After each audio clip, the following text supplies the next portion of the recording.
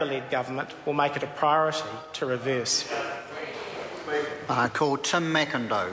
Mr Speaker, I'm very happy to support this bill at its second reading, and I agree that it is good to see this measure back before the House, as it was first considered by the last Parliament, and then, as has been noted, it was referred to the Justice and Electoral Committee, which at that time was chaired by the Honourable Chester Burrows. It received detailed consideration and the hearing of submissions, and it has been returned to the House after a very thorough process. So, as I am now the Chairman of the Justice and Electoral Committee, and Mr Chevelle has noted that there have been a number of changes. I was not on the committee in the previous Parliament. I do therefore want to acknowledge the work not only of the Honourable Chester Burrows, but all members of the committee in the previous Parliament, and I thank them for the very careful attention to detail which is reflected in the report that was produced for the House. So, Mr Speaker, I think it's disappointing to hear that the Labor Party remains opposed to the bill, given that they see so much of value in it. Indeed, when I looked at their minority opinion in the Select Committee's report, I see that it indicates that the Labor Party said the bill contains some sensible changes. And so it does. But still, as we've just heard, the Labor Party will nevertheless vote against them. And Mr Speaker, I believe that that decision will be regretted by the many members of the legal profession who submitted in favour of this bill and who raised valid and significant concerns about the changes that the previous Labor government introduced, without a mandate, it has to be said, and without any evident public support at the time that they introduced their Lawyers and Conveyancers Act of 2006. So the title Queen's Counsel has a very long and proud history. It is widely recognised, not just in New Zealand, but internationally, as indicating that the person upon whom the title has been bestowed is a lawyer of considerable experience and ability.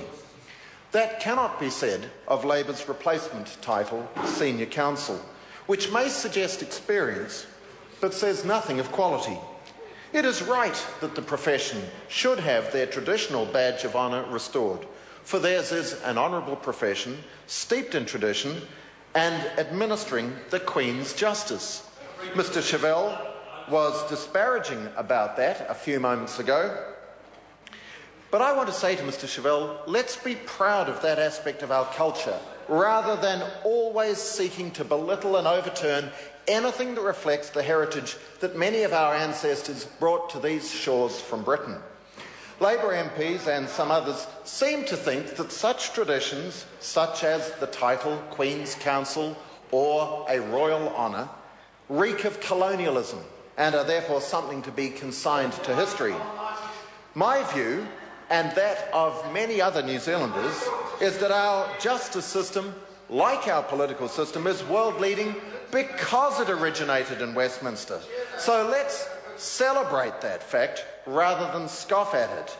It is a gift and a guarantee of quality of which all New Zealanders may be proud. Now, Mr Twyford calls out, let's bring back feudalism. What a fascinating concept, but what an intriguing insight that is to the mindset of the Labor Party. As I've just said, I'm very proud of our heritage. Mr Horomia interjected a few moments ago something about Maori colonisation, something. To my mind, we are a richer society for the fact that we blend that of our Maori ancestry and that of our British ancestry and the many other cultures that come here in a way that has enriched us all. Let's celebrate all of it, not be disparaging about the aspect that the majority in this country are still descended from.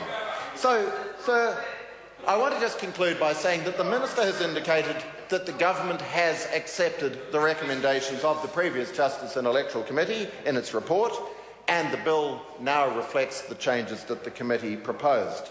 We will have a chance, obviously, to discuss those proposed amendments during the committee stages of the bill as it progresses through the House, along with the supplementary order paper that the Minister has foreshadowed she will be introducing at that point.